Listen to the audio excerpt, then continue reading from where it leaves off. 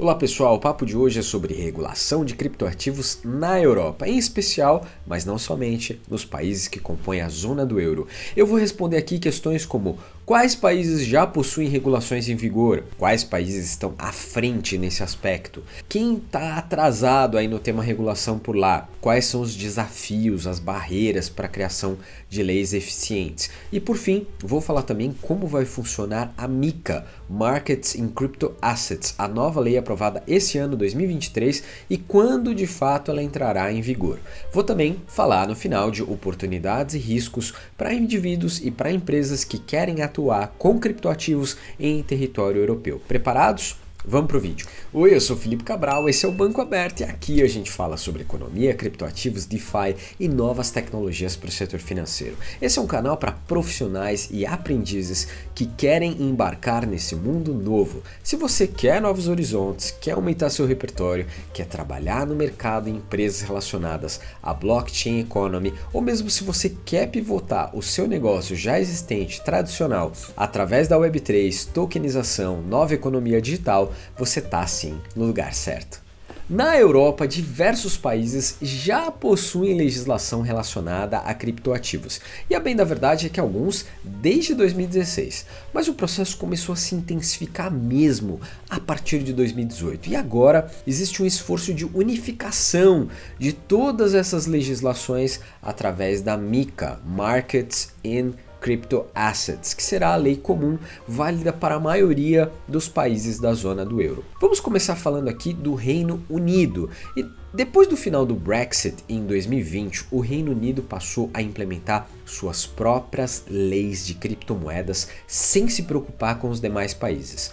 A Autoridade de Conduta Financeira do Reino Unido, a Financial Conduct Authority, é quem supervisiona as criptomoedas por lá. Eles passaram a exigir que todas as empresas de criptomoedas estejam registradas e cumpram as regras de combate à lavagem de dinheiro, AML, o Anti-Money Laundering, e ao financiamento de terrorismo.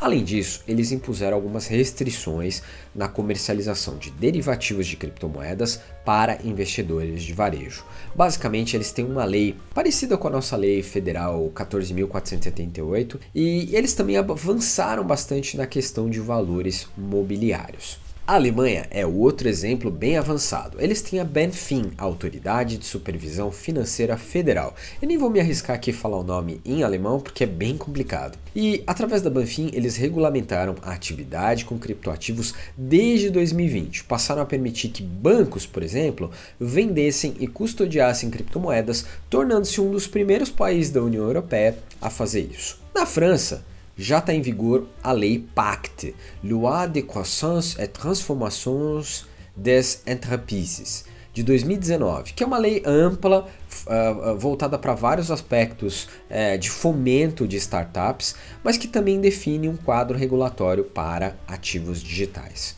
Apesar de ser positiva para o uso e disseminação de blockchain, o país, a França, impôs algumas questões um pouco rígidas. Por exemplo, eles exigem que todas as transações com criptomoedas sejam registradas e reportadas ao governo, mesmo as de menor valor. Países menores e mais desenvolvidos também têm se destacado positivamente e eu vou dar aqui dois exemplos. O primeiro é a Suíça, por exemplo, que pode ser considerada, sempre foi a joia financeira da Europa.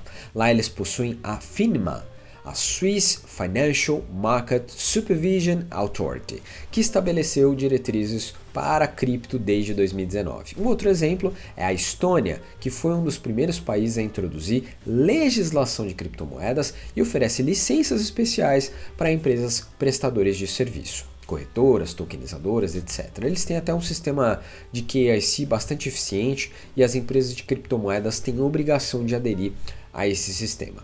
Mas nem tudo são flores, tá? Países como Espanha, Portugal, Itália ainda tem muita coisa a ser feito, mas a MiCA pretende mudar esse jogo do dia para a noite. Vamos entender o que é isso. E primeiro de tudo, por que parece ser tão difícil criar leis de regulação para criptoativos? No caso da Europa, Um dos principais dilemas é a necessidade de harmonização das legislações dos diferentes países que compõem o bloco como um todo, o que no fim das contas garantiria aí um ambiente regulatório unificado, evitando assim a fragmentação desse mercado. Um outro desafio é a própria natureza das criptomoedas, que são descentralizadas, são globais por princípio e isso dificulta a aplicação de leis nacionais.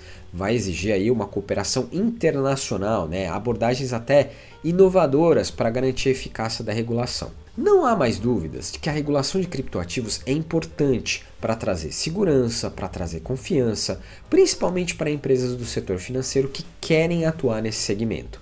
Vale lembrar exemplos absurdos, como os casos da Mt. Gox, da Quadringa CX, da FTX nos Estados Unidos. Todas grandes corretoras que faliram por péssima gestão, por fraude, resultando perdas de milhões de dólares para os investidores. A regulação pode evitar situações como essa, protegendo os investidores e estimulando a adoção correta de criptoativos. Um avanço que tem emergido forte nos últimos tempos dentro desse assunto é a MiCA, Markets in Crypto Assets, que é uma grande proposta de regulação e unificação legislativa de criptoativos para toda a Europa, apresentada pela European Commission, a Comissão Europeia.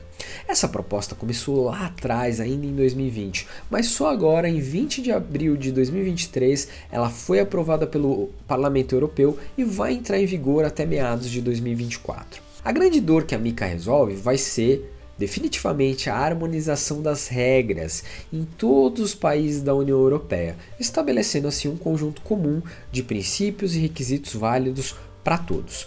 Entre as principais propostas da MiCA estão aí coisas como a classificação dos criptoativos, o que é uma criptomoeda, o que é um token de valor mobiliário, o que é um utilitário e assim por diante. Ou coisas como parâmetros e políticas aplicáveis quanto a KYC de pessoas que estão comprando cripto, políticas de lavagem de dinheiro, de combate ao terrorismo, coisas dessa seara. Ou também coisas como governança dos emissores de qualquer tipo de token, seja ele um token de valor mobiliário, um utility token, um token de arte e por aí vai.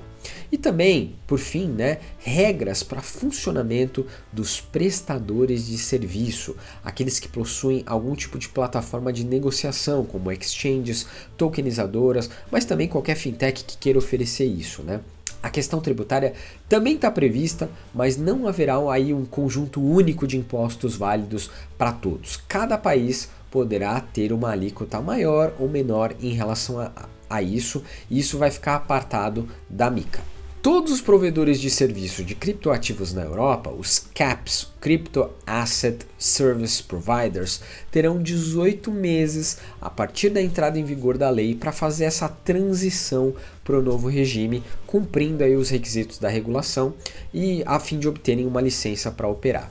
A partir daí, eles terão uma espécie de, digamos, passaporte para funcionar em toda a Europa, ou seja, as CAPs licenciadas poderão fornecer serviços a usuários em todos os estados membros da zona do euro. Isso pode simplificar muito a atuação de empresas Web3 dentro desse bloco. Mas será que vai dar certo?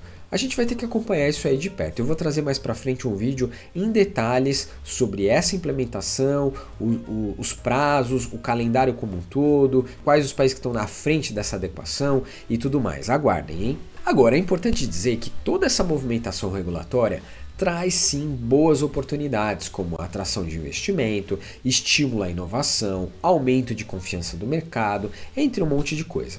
Além disso, a regulação pode ajudar a reduzir atividades ilegais e pode ser um porto seguro para um monte de investidores institucionais que querem fazer a coisa dentro da lei. Mas também existem preocupações, existem riscos, existem medos relacionados que aparecem com frequência.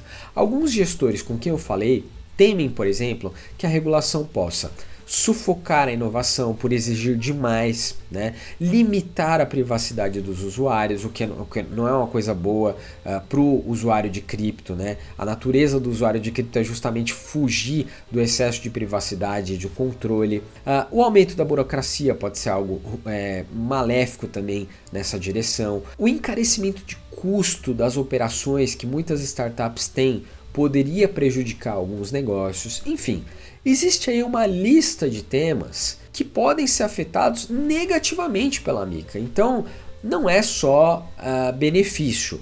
A gente vai ter que ter um equilíbrio entre as coisas. É preciso que haja um equilíbrio bem harmonioso para que isso de fato gere o efeito esperado. Se tudo der certo, em pouco tempo, aí questão de 2 ou 3 anos a partir de agora, nós veremos, por exemplo, expansão enorme desse mercado, maior segurança para os investidores, atração de um capital muito maior e lançamento de novas soluções ou serviços. Mas tudo vai depender de como essa lei vai ser de fato implementada na ponta e dos impactos que ela vai gerar dentro das instituições de todos esses países.